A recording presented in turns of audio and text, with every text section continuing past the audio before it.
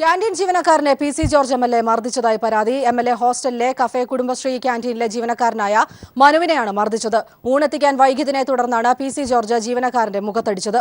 എം.എൽ.എക്ക് പുറമെ സഹായിയും മനുവിനെ മർദ്ദിച്ചതായാണ് പരാതി. എന്നാൽ താൻ മർദ്ദിച്ചിട്ടില്ലെന്ന് പി.സി. ജോർജ് പ്രതികരിച്ചു. എം.എൽ.എ ഹോസ്റ്റലിലെ കഫേ കുടുംബശ്രീയിലെ ജീവനക്കാരനായ മനുവാണ് പി.സി. ജോർജ് എം.എൽ.എ മർദ്ദിച്ചു എന്ന പരാതിയുമായി രംഗത്തെത്തിയത്. പി.സി. ജോർജിന്റെ മുറിയിൽ ഊണെത്തിക്കാൻ 20 മിനിറ്റ് വൈകിയതാണ് മർദ്ദനത്തിനിടയാക്കിയതെന്നാണ് പരാതി. ഞാൻ ഒറ്റയ്ക്കാണെന്ന് കൊണ്ടുകൊടുത്തത്. അപ്പോൾ ശാലം താമസിച്ചു. അതാണ് പി.സി. ജോർജ് സാറ് ആദ്യം ചീത്ത വിളിച്ചു. ഞാൻ ചീത്ത വിളിക്കേണ്ട കാര്യമില്ലല്ലോ സാറേ എന്ന് ചോദിച്ചു അങ്ങോട്ട്. തിരക്കായതുകൊണ്ടാണ് കാര്യം പറഞ്ഞത്. അപ്പോൾ സാറ് അത് മൈൻഡ് ചെയ്യാതെ അടിക്കുകയും അത് കണ്ടുനിന്ന PA ഉപദ്രവിക്കുകയും ചെയ്തു. കൃത്യമായിട്ട് ഞാൻ ഇവിടെ കൗണ്ടറിലിരിക്കുന്ന ആളെ വിളിച്ച് ചീത്ത വിളിക്കുകയായിരുന്നു.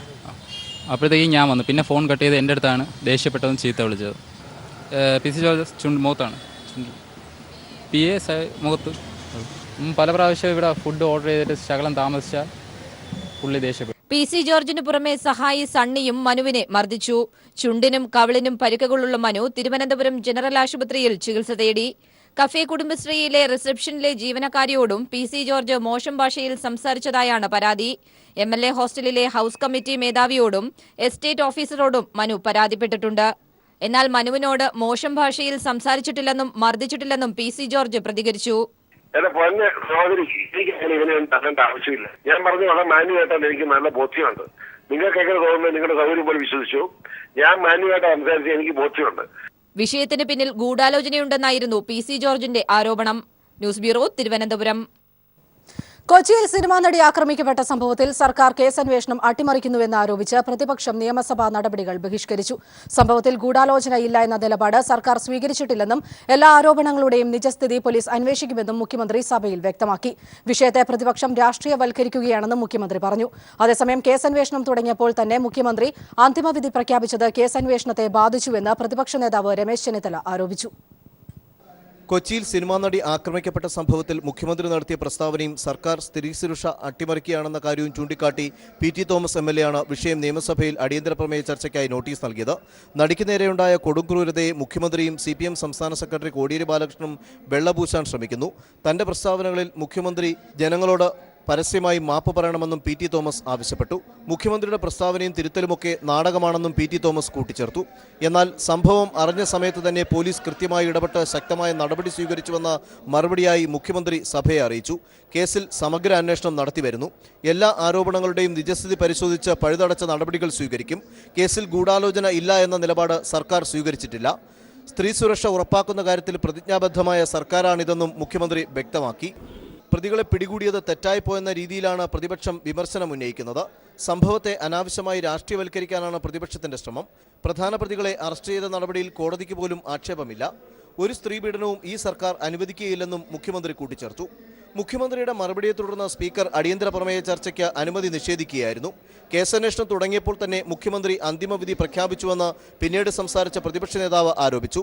കേസന്വേഷണം മുഖ്യമന്ത്രി അട്ടിമറിക്കുകയാണെന്ന് ആരോപിച്ച് പ്രതിപക്ഷം തുടർന്ന് സഭയുടെ നടുത്തളത്തിലിരുന്ന് പ്രതിഷേധിച്ചു. പ്രതിപക്ഷ ബഹളത്തിനിടെ ശ്രദ്ധ ക്ഷണിക്കൽ പൂർത്തിയാക്കിയെങ്കിലും ബഹളം തുടർന്നപ്പോൾ സബ്മിഷൻ തടസ്സപ്പെട്ടു. തുടർന്ന് സ്പീക്കർ അല്പസമയത്തേക്ക് സഭ നിർത്തിവെച്ചു. സഭാകക്ഷി നേതാക്കളുമായുള്ള ചർച്ചയ്ക്ക് ശേഷം അരമണിക്കൂർ കഴിഞ്ഞ് സഭ പുനരാരംഭിച്ചപ്പോൾ പ്രതിപക്ഷത്തിന്റെ അവകാശങ്ങൾ ലംഘിക്കുകയാണെന്ന് പറഞ്ഞ് പ്രതിപക്ഷം നിയമസഭ ബഹിഷ്കരിക്കുകയായിരുന്നു. ചോദ്യോത്തരവേള സസ്പെൻഡ് ചെയ്ത് നടി ആക്രമിക്കപ്പെട്ട വിഷയം ചർച്ച ചെയ്യണമെന്നാവശ്യപ്പെട്ട് പ്രതിപക്ഷം ചോദ്യോത്തരവേളയും ബഹിഷ്കരിച്ചിരുന്നു. Sunil Arumanoor, news bureau, Thiruvananthapuram. സമഗ്ര ആരോഗ്യ ഇൻഷുറൻസ് പദ്ധതി സംസ്ഥാനത്ത് നടപ്പാക്കുമെന്ന് ധനമന്ത്രി TM തോമസ് ഐസക് നിയമസഭയിൽ വ്യക്തമാക്കി. അവധാനതയോടെ മാത്രമേ പദ്ധതി നടപ്പാക്കൂ. കാരുണ്യ ഉൾപ്പെടെയുള്ള എല്ലാ ആരോഗ്യ പദ്ധതികളും പുതിയ പദ്ധതിയിൽ ഉൾപ്പെടുത്തുമെന്നും ഉപക്ഷേപത്തിന് മറുപടിയായി ഐസക് വ്യക്തമാക്കി.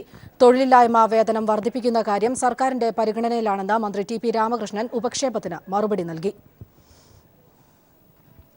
RSSനെ രൂക്ഷമായി വിമർശിച്ച് മുഖ്യമന്ത്രി പിണറായി വിജയൻ.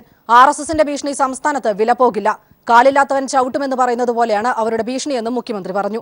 ചില കാര്യങ്ങളിൽ പ്രതിപക്ഷത്തിനും BJPക്കും ഒരേ സ്വരമാണ്.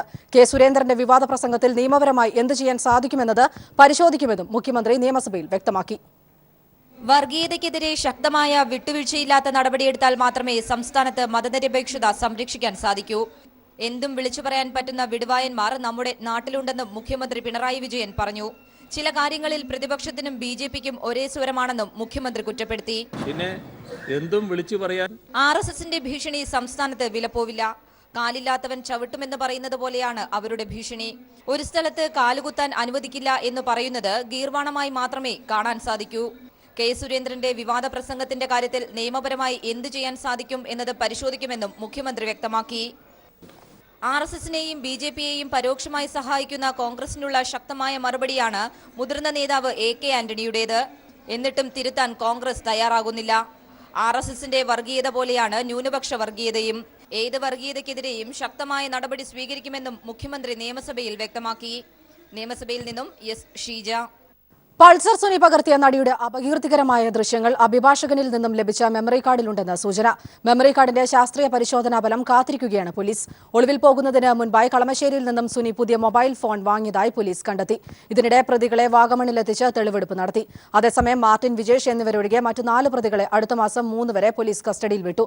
മാർട്ടിൻ, വടിവാൾ സലീം, മണികണ്ഠൻ, പ്രദീപ് എന്നിവരെയാണ് കസ്റ്റഡിയിൽ വിട്ടത്. പൾസർ സുനിയുടെ അഭിഭാഷകനിൽ നിന്ന് ലഭിച്ച മെമ്മറി കാർഡാണ് പോലീസ് തിരുവനന്തപുരം ഫോറൻസിക് ലാബിലേക്ക് FSL പരിശോധനയ്ക്കായി അയച്ചത്.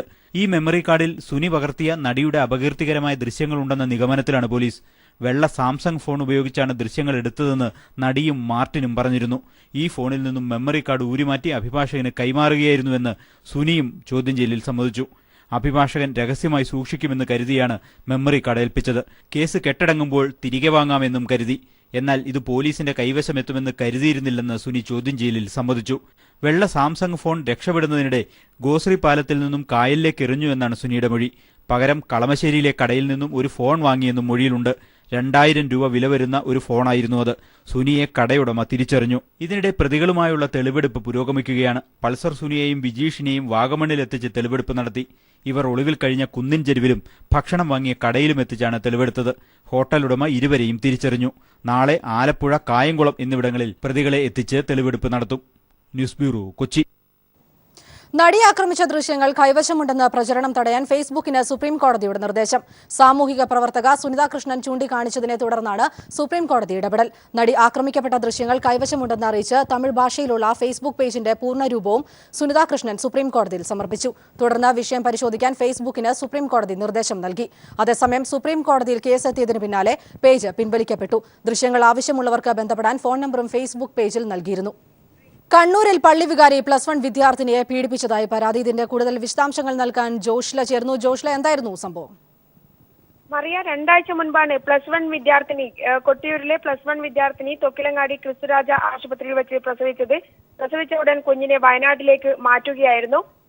പ്രസവവേദനയെ തുടർന്ന് ആശുപത്രിയിൽ എത്തുമ്പോഴേക്കും നാട്ടുകാർ സംഭവം ചോദിച്ചറിഞ്ഞാണ് സംഭവം പുറത്താവാൻ കാരണം. 2 ആഴ്ചയ്ക്ക് ശേഷം വിദ്യാർത്ഥിനി സ്കൂളിൽ പോവുകയും ചെയ്തു. അതേസമയം കൊട്ടിയൂർ നീണ്ടുനോക്കി പള്ളിയിലെ സെന്റ് സെബാസ്റ്റ്യൻ പള്ളിയിലെ വികാരി റോബിൻ വടക്കഞ്ചേരിക്കെതിരെ കുട്ടി പോലീസിൽ പരാതി നൽകിയിട്ടുണ്ട്. പോലീസ് കേസന്വേഷണം ആരംഭിച്ചു കഴിഞ്ഞു. മാനന്തവാടിയിൽ നിന്നും കുഞ്ഞിനെ പോലീസ് കണ്ടെടുത്തു. ഇന്നലെ കുർബാനയിൽ പങ്കെടുത്ത റോബിൻ സംഭവം പുറത്തറിയും എന്ന് മനസ്സിലാക്കിയ ഉടൻ ഒളിവിൽ പോവുകയായിരുന്നു. ചാലക്കുടിയിൽ വെച്ച് അല്പസമയം മുമ്പാണ് പോലീസ് ഇദ്ദേഹത്തെ കസ്റ്റഡിയിലെടുത്തുള്ളത്. 2 മണിക്കൂറിന് ശേഷം പോലീസ് ഇദ്ദേഹത്തെ നാട്ടിലേക്ക് കൊണ്ടുവരും എന്നാണ് അറിയാൻ കഴിഞ്ഞുള്ളത്. +1 വിദ്യാർത്ഥിനി പ്രസവിച്ച പിഞ്ചു കുഞ്ഞ് ഇപ്പോൾ പട്ടുവം ദീനദയാൽ സഭയുടെ കീഴിലുള്ള ഒരു സ്ഥാപനത്തിൽ, പട്ടുവത്തുള്ള സ്ഥാപനത്തിൽ കഴിയുകയാണ് എന്നാണ് അറിയാൻ കഴിഞ്ഞിട്ടുള്ളത്. മറിയ, പാമ്പാടി നെഹ്റു കോളേജ് വിദ്യാർത്ഥി ജിഷ്ണുവിന്റെ ഓർമ്മയ്ക്കായി സഹപാഠികളുടെ ടെക് ഫെസ്റ്റ്. ലക്കിടി മുന്നുണിക്കാവ് മൈതാനിയിൽ കോമോസ് എന്ന പേരിൽ നടക്കുന്ന ടെക് ഫെസ്റ്റ് ജിഷ്ണുവിന്റെ അച്ഛൻ ഉദ്ഘാടനം ചെയ്തു. ജിഷ്ണു പങ്കുവച്ച സ്വപ്നങ്ങൾക്ക് ചിറക് നൽകിയാണ് സഹപാഠികൾ ടെക് ഫെസ്റ്റുമായി ഒത്തുചേർന്നത്. ജിഷ്ണു പഠനശേഷം തുടങ്ങണമെന്നാഗ്രഹിച്ച കോമോസ് എന്ന കമ്പനിയുടെ പേരിലായിരുന്നു ടെക് ഫെസ്റ്റ്. നെഹ്റു കോളേജ് മാനേജ്മെന്റിന്റെയോ അധ്യാപകരുടെയോ പിന്തുണയിലായി നടന്ന പരിപാടിയായിട്ടും 100 കണക്കിന് കുട്ടികൾ പങ്കെടുത്തു. ജിഷ്ണുവിന്റെ അച്ഛനും ബന്ധുവായ ശ്രീജിത്തും ചേർന്ന് സഹപാഠികൾ ഒരുക്കിയ ടെക് ഫെസ്റ്റ് ഉദ്ഘാടനം ചെയ്തു. ജിഷ്ണുവിന്റെ സഹപാഠികൾക്ക് അന്ന് മുഖമുണ്ടായിരുന്നില്ല. അന്ന് ആർക്കും മുഖമുണ്ടായിരുന്നില്ല. കറുത്ത തൂവാലയായിരുന്നു. ജിഷ്ണുവിന്റെ ചിത്രമുള്ള ഒരു കാർഡ്ബോർഡായിരുന്നു അവരുടെ മുഖം.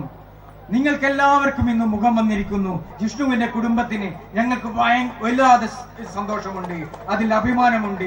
ജിഷ്ണുവിന്റെ ഓർമ്മകൾ നിറഞ്ഞു എന്ന പരിപാടിയിൽ ശബ്ദ സാന്നിധ്യമായി ജിഷ്ണു എത്തി. SFIന്റെ കാര്യം സ്റ്റേറ്റ് കമ്മിറ്റിയിൽ വിളിച്ചതും പറഞ്ഞത് സമരം വിജയിച്ചു എന്നും പറഞ്ഞിട്ട് വന്ന വാർത്തകൾ തെറ്റാണ്. മിനിസ്റ്റർ അവരോട് പറഞ്ഞത് ജസ്റ്റ് ഉറപ്പ് കൊടുത്തിട്ടേ ഉള്ളൂ, നോക്കാമെന്നൊരു ഉറപ്പ് കൊടുത്തിട്ട് മാത്രമേ ഉള്ളൂ. അതുകൊണ്ട് എല്ലാവരും പഠിച്ചോന്നായിരിക്കും നല്ലത് എന്ന് തോന്നുന്നുണ്ട്. നെഹ്റു കോളേജിനെ കൂടാതെ വിവിധ കോളേജുകളിൽ നിന്നുള്ള വിദ്യാർത്ഥികളും ടെക് ഫെസ്റ്റിൽ പങ്കെടുത്തു. News bureau, Palakkad.